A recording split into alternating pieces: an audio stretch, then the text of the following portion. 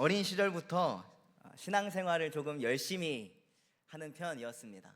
제 자랑을 하려고 하는 것이 아니라 제가 어렸을 때부터 아토피가 있다 보니까 그런 환경으로 저를 조금 인도하셨다라고 저는 고백하게 되는 것 같습니다.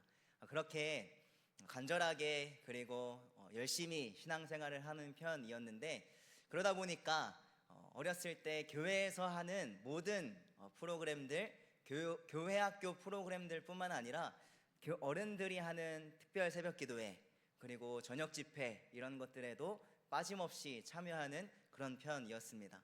그런데 제가 신학교에 가고 충격을 조금 받은 사실 중에 하나는, 나는 교회에서 제공하는 모든 프로그램에 빠짐없이 다 참여했는데 배워야 할 것들을 하나도 배우지 못한 것 같다. 정말로 중요한 것들을 내가 잘 배우지 못한 것 같다라고 하는 것이 제가 가진 하나의 문제인식이었고 저를 충격에 빠지게 한 것이었습니다. 교회가 어떤 식으로 무너질 위기들에 처했는지, 어떤 주장들 때문에 교회가 오염되었었는지, 또 그것을 바로 세우기 위해서 어떤 교리적인 그런 문제들이 있었는지, 그런 것들을 배우기 시작하면서 어쩌면 이런 것들이 정말 기초적인 것들인데 내가 교회에서 제공하는 모든 프로그램에 열심히 참여했음에도 불구하고 잘 배우지 못했다라고 하는 게 제가 가진 문제인식 중에 하나입니다. 그래서 제가 설교를 할 때면 조금은 어렵다라는 피드백을 듣기도 하는데, 저는 교회가 망하게 되는 그 이유 중에 하나로 지식이 없어서 망한다라고 생각하는 사람입니다. 그러다 보니까 말해야 될 것들을 그래도 말하고 가르쳐야 할 것들을 가르쳐야 하지 않나라는 생각으로 조금은 어렵더라도 말씀을 그래도 최대한 있는 그대로, 그리고 다른 얘기를 하지 않고 가르치려고 하는 그런 편입니다. 그래서 오늘도 조금은 딱딱한 내용일 수도 있지만 그래도 우리가 그런 것들을 분명히 알아야 우리 가운데 하나님이 원하시는 뜻이 무엇인지, 또 우리가 어떻게 단단히 세워질 수 있는지 그런 것들을 조금 배우고 또 함께 뜨겁게 기도하는 시간이 되었으면 좋겠습니다. 오늘은 자유주의 신학에 대해서 이야기를 해보려고 합니다. 제가 종종 자유주의 신학을 기도 제목에 넣어서 기도를 했던 적이 있는데, 사실 많은 분들이 도대체 자유주의 신학이 뭔데? 라고 하는 그런 생각을 가지기도 했었던 것 같습니다. 그런데 총신대의 이상원 교수님이라고 하시는 분이 계십니다. 아마 몇몇 분들은 알고 계실 수도 있는데, 총신대에서 동성애 성행위의 문제점 이런 것들을 강의 시간에 말씀하셨다가 그게 성추행이다, 성희롱이다 라고 하는 고발을 받아서 해임될 위기에까지 처했던 교수님이 한 분 계셨습니다.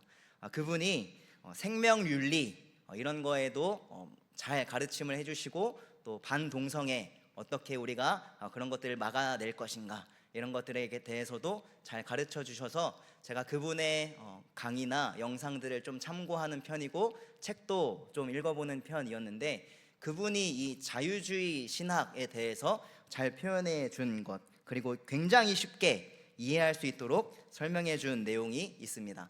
한번 PPT를 보여주시면 제가 읽어보겠습니다.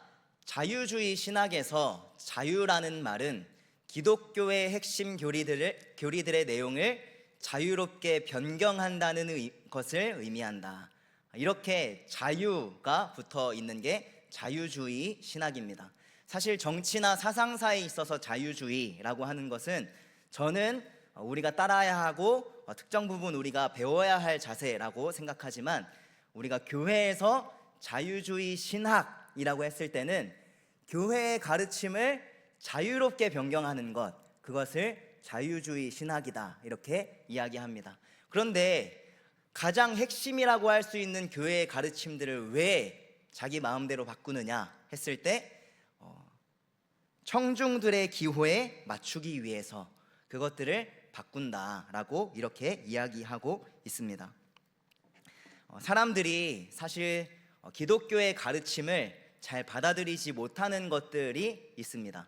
특히나 현대에 들어와서 과학의 발전 그리고 문명의 발전 때문에 지금 이 시대에는 노희성 사모님도 창조 가르침, 창조 교육에 굉장히 힘쓰고 계시지만 이 시대에 무슨 창조주 하나님이야 라고 하는 것들이나 인간 만세가 과학의 발전으로 다 이루어질 수 있는데 인간 사회의 문제점들은 이제 우리가 다 분석하고 그 해결책을 다 낼 수 있는데 종교는, 기독교는 나약한 사람들이나 빠져있는 그런 종교일 뿐이야. 그러니까 기독교는 의지할 곳이 필요한 사람들만 가는 곳이고 나같이 똑똑하고 지적인 사람들 그리고 나의 의지로 상황을 해결할 수 있는 사람들에게는 기독교가 필요하지 않아 라는 식으로 현대성이라는 이름으로 사실 교회의 가르침을 받아들이려고 하지 않습니다. 그리고 또 하나 어떤 것이 있냐면 교회에서는 인간이 죄인이다 라고 이렇게 이야기합니다. 그런 메시지들도 사실 사람들을 굉장히 불편하게 하는 메시지들이죠. 그러다 보니까 더 이상 그런 얘기를 하지 말아라 이렇게 사람들은 반응하기 시작합니다. 그러다 보니까 그래도 교회는 지켜야겠고 그래도 사람들이 많이 교회에 와야 되는데 어떻게 할까라고 생각하다가 두 가지 반응을 이렇게 내보이는 겁니다. 첫째로는 아니다. 당신들은 그렇게 생각할 수도 있겠지만 창조주 하나님이 계시고 또 우리를 구원해 주신 예수 그리스도의 은혜가 있다라고 말하는 한편과 또 한편으로는 그래 그런 것들이 좀 불편해. 그래도 교회에는 와야 되는데 교회에 와야 그래도 메시지를 들을 거고 교회에 와야 그래도 교회가 주는 유익한 점들을 경험하게 될 텐데 라는 생각으로 아까 자유주의 신학의 개념을 말한 것처럼 기독교의 핵심적인 가르침조차 타협하고 변경시켜서 그런 거 좀 불편하지, 그런 것들은 발전된 시대에는 맞지 않는 가르침인 거 우리도 인정해. 그런데 성경이 말하는 도덕적인 가르침 그런 것들을 따라가다 보면 얼마나 유익하겠어. 성경이 가르쳐주는 인간을 어떻게 살아가야 하는지에 대한 가르침들 그런 것들을 바라보다 보면 우리에게 정말 유익들이 뒤따라올 거야 라고 하는 식으로 타협하고 우리의 진정한 가르침의 핵심들을 훼손시키는 그런 무리들이 있습니다. 그래서 제가 잠시 최초의 자유주의 신학자라고 할 수 있는 사람들도 이야기해 보려고 하는데요. 로마 시대에 복음을 전하려고 하다 보면 사실 많은 반대들이 있었습니다. 교회의 가르침은 당시의 철학에 비교해 봐서는 조금 뒤떨어지는 것 같다라든지 또 교회가 성찬식을 한 다음에 인간의 살과 피를 먹는다고? 으이그 식인종을 하는 무리들이 저쪽이구나 이런 식으로 교회의 관습과 행위에 대해서 단단히 오해하는 사람들이 있었습니다. 그러다 보니까 교회의 가르침에 대해서 받아들이지 않는 그런 사람들이 많이 있었습니다. 그래서 그런 사람들을 향해서 아니다, 교회는 그런 곳이 아니고 교회의 가르침들 얼마나 훌륭하냐, 너희가 가지고 있는 로고스 철학이 있지 않냐, 로고스라는 그 철학과 예수 그리스도가 밀접하게 관련이 있는 비슷한 성향을 가지고 있다라고 하면서 철학과 연결시켜서 예수 그리스도를 설명하려고 하기도 하는 그런 흐름들이 있었습니다. 그래서 사실 이 사람들, 최초의 신학자들이라고 불리는 사람들은 교회를 방어하기 위해서 철학을 가져와서 예수님을 설명하기도 하고 또 교회를 방어하기 위해서 아니다, 우리가 가지고 있는 도덕적인 가르침들을 봐라, 우리가 당신들이 가지고 있는 철학들과 비슷한 점들을 공유하고 있다라고 하면서 교회를 수호하려고 했었습니다. PPT 다음 페이지를 보여주시면 이런 사람들을 아폴로지스트, 변증가라고 합니다. 이런 사람들은 최초의 신학자 그룹이라고 할 수 있겠습니다. 성경이 가르치고 있는 것들을 잘 정리해서 사람들에게 설명을 해주려고 했던 그런 시도들을 한 사람들이 이 변증가들입니다. 그런데 사실 이 변증가들이 교회를 수호하기 위해서 그리고 교회를 지키기 위해서 했던 그 행동들이 시간이 점점 지나면서 문제점을 가지고 옵니다.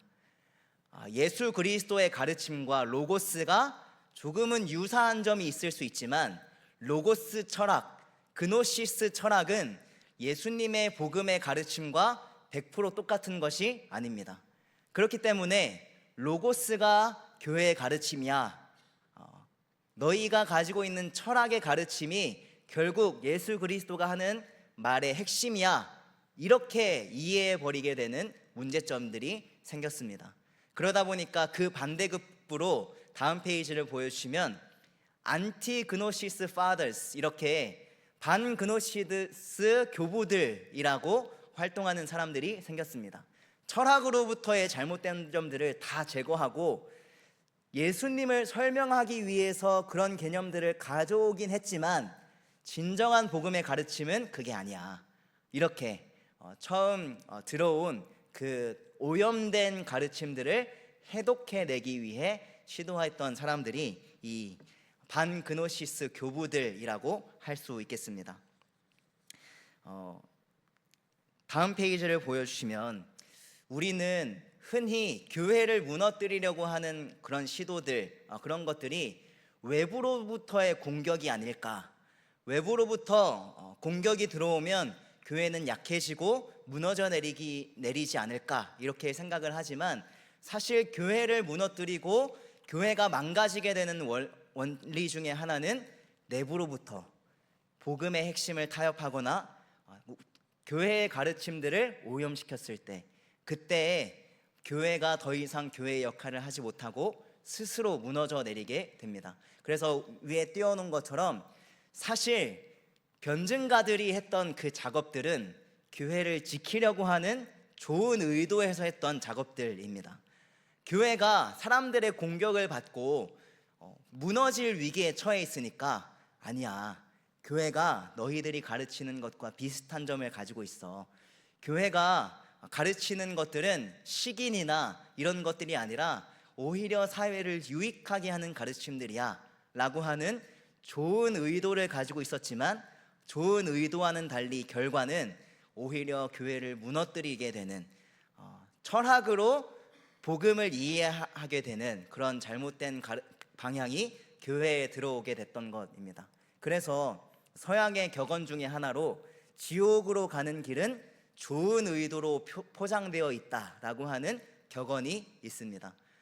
좋은 의도로 교회를 수호하기 위해서 했던 시도들이 오히려 지옥을 만들어냈던 것, 그것이 자유주의 신학의 최초의 모습이라고 했던 그 사람들의 시도라고 할 수 있겠습니다.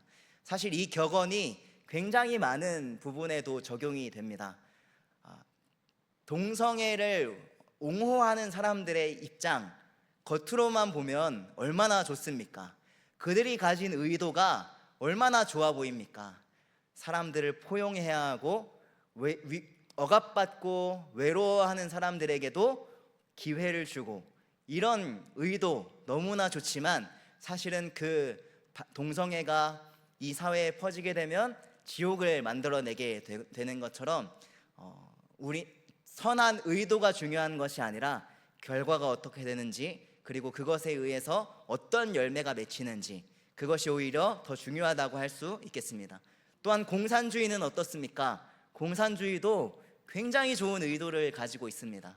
그들이 가진 선한 의도와는 달리 공산주의가 실현되었을 때는 오히려 이 땅에 지옥이 펼쳐지는 것, 그게 문제점이라고 할 수 있겠습니다. 그렇게 선한 의도와는 달리 자유주의 신학자들이 하는 그 시도들은 오히려 교회를 무너뜨리는 그런 결과를 가지고 옵니다. 그렇기 때문에 우리는 더 선명하게 복음의 가르침을 붙잡아야 하고, 그들이 하는 주장들을 잘 분별하여서 그쪽으로 가다가는 낭떠러지로 떨어지고 말 거야 라고 하는 분별과 가르침을 제공해야 하는 게 교회의 역할인 줄 믿습니다. 오늘 우리가 함께 본 본문으로 마태복음 7장의 말씀을 우리가 함께 보았습니다. 12절은 황금률로 유명한 말씀이죠. 누구든지 남에게 대접받고자 하는 대로 남을 대접하라. 사실 이 말씀을 보면서 많은 사람들이 이것 봐, 예수님의 도덕적인 가르침이야말로 굉장히 뛰어나고 탁월한 가르침이야, 이렇게 이야기하면서 예수님의 가르침을 높이 칭송하는 사람들이 있습니다. 그런데 그들이 가진 잘못된 의도 중에 하나는 예수님은 구원자 이런 게 아니라 이런 좋은 율법, 좋은 도덕적인 가르침을 전달해 주시는 분이야 라고 이야기하기 위해서 이 황금률을 많이 사용하기도 합니다. 그런데 사실 조금 더 깊이 생각해 볼까요? 남이 원하는 대로 그것들을 다 들어주어라 라고 하는 그 가르침은 엄밀히 따져보면 교회를 다니는 사람들에게만 적용될 수 있는 가르침이기도 합니다. 왜 그러냐 하면 인간은 전적으로 타락한 사람들이기 때문입니다. 교회를 다니지 않는, 그리고 자신의 이기심에 가득 찬 그런 교회 바깥의 사람들에게 이 황금률을 적용하기 시작하면 의도는 좋을 수 있겠지만 지옥을 만들어내게 되는 결과가 펼쳐질 수 있습니다. 나 죄가 좋아, 불륜도 하고 싶고 내가 원하는 것들을 다 가지고 싶으니 도둑질도 할 거야, 이런 식의 원하는 것들을 다 들어준다라고 생각하면 도덕적인 훌륭한 가르침이지 라고 하는 예수님의 가르침이 사실은 교회를 다니지 않는, 하나님께서 허락하신 양심이 무너진 사람들에게 이 황금률은 오히려 지옥을 만들어내게 되는 결과를 가질 겁니다. 그렇기 때문에 예수님은 단순히 도덕적인 교사로서 이 세상에 온 것이 아니라 정말로 하나님의 말씀 안에 있는 사람만이 그 가르침을 누릴 수 있고, 하나님의 말씀 안에 있는 사람만이 하나님께서 허락하시는 기쁨을 누릴 수 있다라고 하는 가르침을 허락하시는 게 예수님입니다. 전적으로 타락한 인간들에게 원하는 대로 하게 두라라고 하는 것은 오히려 이 사회를 망가뜨리는 방향이 될 수 있다는 것을 우리가 기억했으면 좋겠습니다. 죄의 심각성을 우리가 생각해 보았으면 좋겠는데요. 우리의 죄는 인간이 스스로 결코 해결할 수 없고, 아무리 도덕적인 가르침을 우리가 실천한다 해도 그것을 이겨낼 수 없는 게 죄의 문제점입니다. 그렇기 때문에 예수 그리스도께서 인간의 몸을 입고 이 땅에 오셔서 십자가의 형벌까지 감당하신 분, 그것이 예수 그리스도의 복음이고 핵심이지 않겠습니까? 내가 있어야 할 그곳에 예수 그리스도께서 대신 저주를 받으심으로 말미암아 우리에게 구원을 주신 사건, 그것이 십자가의 사건인데, 세상의 사람들 그리고 자유주의 신학자들은 도덕적인 가르침만 세상에 말하고 교회가 계속 유지해야 된다라는 식으로 이야기를 하기도 합니다. 그런데 죄의 문제, 우리가 도덕적인 삶을 살아간다고 해서 결코 해결할 수 없는 문제이기 때문에 우리는 그런 것에 의지할 수 있는 사람들이 아니라 오히려 예수 그리스도의 십자가 능력, 하나님의 구원의 은혜만 붙들어야 하는 자들인 줄 믿습니다.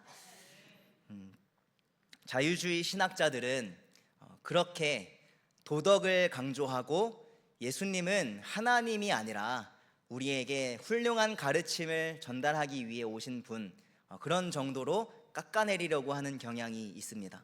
그래서 그들은 교회에서 어떤 메시지들을 주로 내놓느냐, 힘을 내, 세상에서 힘들었지, 하나님이 위로해 주실 거야, 너가 다시 힘을 내서 다시 세상 가운데 나아가서 살아가다 보면 하나님이 도와주실 거야, 이런 식으로 격려하고 용기를 북돋아주는 메시지들을 주로 냅니다.